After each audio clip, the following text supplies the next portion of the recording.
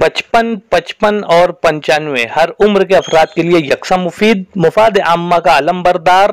जरूर सब्सक्राइब करें, लाइक करें, शेयर करें और बेल आइकॉन प्रेस करें। Rabbani the scholar YouTube channel. मैं सबसे पहले मेरी लिस्ट में मौजूद मोहतरम तारिक असलम सर से इल्तिमास करता हूँ कि माइक पे तशरीफ लाएं और अपना इजहार ख्याल पेश करें। मस्जिद मेहमान किराम और सामईन, सबसे पहले तो मैं अदारा नज़रिया तक मुबारकबाद पेश करता हूँ कि उन्होंने अपनी रवायत को बरकरार रखते हुए एक इंतहाई बामकसद इस्तेक़बालिया और एजाज़िया तकरीब का इनेकाद किया। हालांकि सोशल मीडिया के ऊपर कुछ खुद मौलाना दानिशवरान इस बात के ऊपर इतराज करते हैं, हर्फ उठाते हैं कि ये उठा उसका इस्तेक़बाल किया, ये उठा उसको एजाज़ दिया, ये क्या चल रहा है। उनका ऐसा कहना है कि अगर किसी को एजाज़ दे रहे हैं तो एजाज़ देने वाला जिसको एजाज़ दिया जा रहा है उससे बड़े रुतबे का हो, जो कि मेरे ख्याल से गलत बात है। अब अगर हमें डॉक्टर सईद फारनी साहब को एजाज़ देना है, इस्तेक़बाल देना है, तो ज़रूरी नहीं कि सुल्तान प्रधान साहब को यहाँ लाया जाए। इसी तरह अगर हम जावेद फारानी साहब को, जावेद अंसारी साहब को इस्तेक़बालिया देना चाहते हैं तो ये हमारे लिए मुमकिन नहीं कि हम अमीन सानी को ही लेके आए। भाई, ये हौसले की बात है कि हमारे शहर के अंदर हर किसी की हौसला अफजाई की जाती है, उनको एजाज़ दिया जाता है, उनका इस्तेक़बाल किया जाता है। दूसरी बात, जैसा कि उस्ताद मोहतरम इकबाल बरकी साहब ने कहा कि अदारा नज़री अदब 16 साल उसको मुकम्मल होने के आए, यानी कि वो अब अपनी बाली उम्र को पहुंच चुका है। तो मैं ये यकीन करता हूँ और ये उम्मीद करता हूँ कि अदारा अब अपनी जवानी को पहुँचा है और इंशाअल्लाह जवानी के जोश में जिस तरह से काम होते हैं, अब फिर से अदारा उसी तरह सरगर्म रहते हुए काम करेगा।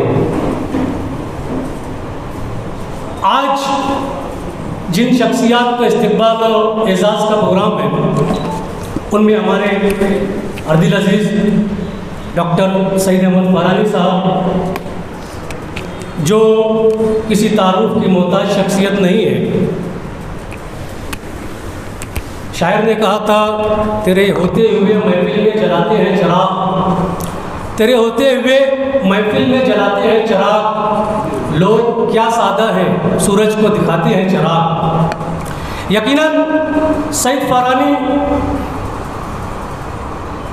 मैदान तिब के वो सूरज है जिससे हर कोई रोशनी उठा रहा है।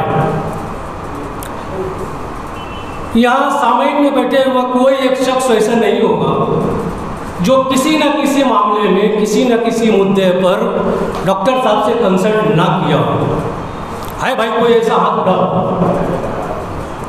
अपने लिए, अपने घर वालों के लिए या अपने किसी मुतल्लिकीन के लिए ज़रूर ज़रूर डॉक्टर साहब से कंसल्ट किया है। ये वो शख्सियत है जिसे मैं, अगर डॉक्टर सईद फारानी ना कहते हुए डॉक्टर सईद तिलिस्माती को हम तो ज़्यादा बेहतर लगेगा। एक अजीब सा तिलिस्म उस शख्स के अंदर जो कोई एक मर्तबा मिलता है, यकीनन उनका गर्विदा हो जाता है। यकीन जानिए, हम तमाम जेंट्स हजरात उनके गर्विदा हैं। डॉक्टर साहब की जवानी को हम उनके अय्याम को दो हिस्सों में तकसीम कर सकते हैं। उनके ऊपर 2 मरतबा जवानी आई है। मैं तज़किरा दूसरी जवानी से शुरू करूँगा, जब प्रैक्टिस के लिए वो मालेगांव शिफ्ट हो गए। ये उनकी दूसरी जवानी का आगाज़ है। मैं उसके ताल्लुक से बात कर सकता हूँ, लेकिन उनकी जो पहली जवानी कॉलेज के टाइम की है, उसके ताल्लुक से मैं ये बात नहीं कर सकता। वो खुद आपको कुछ बताएंगे। बेगम साई ने कहा था, जब से तुम जवान हो गए, जब से तुम जवान हो गए शहर भर की जान हो गए। तो डॉक्टर साहब की दूसरी जवानी को यहाँ मद्देनजर रखा जाए। डॉक्टर साहब के जब दूसरी जवानी का दौर शुरू हुआ, यहाँ प्रैक्टिस करना शुरू की, उसके बाद से शहर में यकीनन वो सबकी जान हो चुके हैं। डॉक्टर साहब से मेरे ताल्लुक काफ़ी नज़दीकी हैं, लेकिन उससे पहले मेरे बाप के यानी मेरे वालिद के ताल्लुक हैं। लेकिन कभी ताल्लुकात में ज़र्रा बराबर भी उनमें कोई फ़र्क नहीं आया। जिस बेतकल्लुफ़ी से मेरे वालिद से मिला करते हैं, उसी बेतकल्लुफ़ी से मुझसे भी मिला करते हैं। और यही डॉक्टर साहब का ख़ासा है। उनकी खुश अखलाक़ी, उनकी खुश गुफ्तारी, उनकी खुश लिबासी का हर कोई गर्वित है। और यही वो चीज़ें हैं जो एक शख्स को मकबूलियत की इंतहा पर पहुँचाती है। मैं डॉक्टर साहब को बहुत बहुत मुबारकबाद पेश करूँगा कि उनको दोहरी खुशी मिली है। एक बासर शख्सियत का अवार्ड बॉम्बे के अंदर उनको मिला, उसमें कई शख्सियत थे, लेकिन चर्चा हमारे डॉक्टर साहब पे ज़्यादा रहा। मेरे ख्याल से शायद ज़रीन खान भी उसमें थी, लेकिन ज़रीन खान से ज़्यादा चर्चा हमारे डॉक्टर साहब का रहा। ये उनकी खुसूसियत है। उसी तरह एक और बहुत बड़ा एजाज़ जो उनको मिला है, उनके फर्जिंद अंजुमन डॉक्टर अंसफ अवैस, डॉक्टर अवैस, वो भी अल्हम्दुलिल्लाह एमडी हो गए। इसके लिए भी मैं उन्हें मुबारकबाद पेश करता हूँ और ऐसी उम्मीद करता हूँ कि अब शायद उनके ऊपर कुछ लोड कम होगा और वो कुछ दीगर मसरूफियात में अपनी इजाफा करेंगे। ये हमारे शहर का ऐसा डॉक्टर है जो तिब का डॉक्टर है, लेकिन हम उसे अदब की एजाज़ी डिग्री दे सकते हैं। मेडिकल लाइन से जो उन्होंने अपने प्रैक्टिस के दौरान या कॉलेज के ज़माने में जो किताबें पढ़ी और डॉक्टर होने के बाद या उस वक्त से लेके अब तक जो अदब का उन्होंने मुताला किया, अगर हम उनके दोनों मुतालियों को मिला दें, उन किताबों को और अदबी मुताले को, तो शायद ही कोई शख्स होगा जो इतनी किताबें पढ़ा होगा। ये डॉक्टर साहब के लिए बहुत बड़ी एजाज़ की बात है। मैं एक मरतबा फिर से डॉक्टर साहब को मुबारकबाद देता हूँ और अल्लाह ताला से दुआ करता हूँ कि उनको वो सेहत और तंदुरुस्ती अता फरमाए। हमारे दूसरे जो साहब एजाज़ हैं जावेद अंसारी साहब, इनसे मेरा कोई अमली तारुफ रहा नहीं है कभी।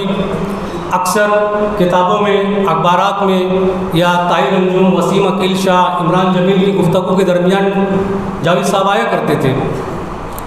हमारे शहर के एक मरहूम लीडर, अल्लाह उन्हें गरीब रहमत करे, वो अक्सर कहा करते थे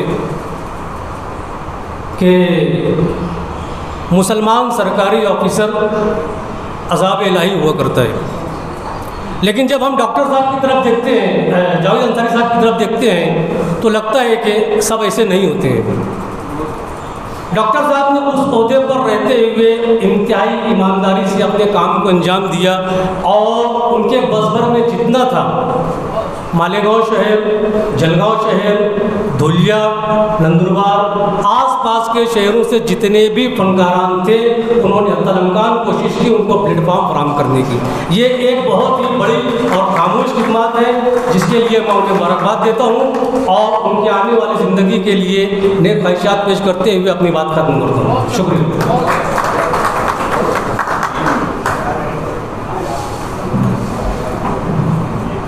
नाज करता है ज़माना, नाज को भी नाज है। नाज करता है ज़माना, नाज को भी नाज है। तुम बुलंदी पर रहो, दिल की यही आवाज़ है। यकीनन हर मालेगांव का शहरी चाहेगा कि हमारे अपने लोग, चाहे रब्बानी दी स्कॉलर यूट्यूब चैनल इल्मी, अदबी, दीनी, मिली, समाजी, सकाफती, तहजीबी, फलाही, तिब्बी, फ़न्नी, माशी, तिजारती, माशरती, इंतज़ामी, इनकलाबी, तहरीकी, तहकीकी, तकनीकी, तफ्तीशी, तामीरी, तालीमी व मालूमाती यूट्यूब चैनल ज़रूर सब्सक्राइब करें, लाइक करें, शेयर करें और बेल आइकॉन प्रेस करें। रब्बानी दी स्कॉलर यूट्यूब चैनल।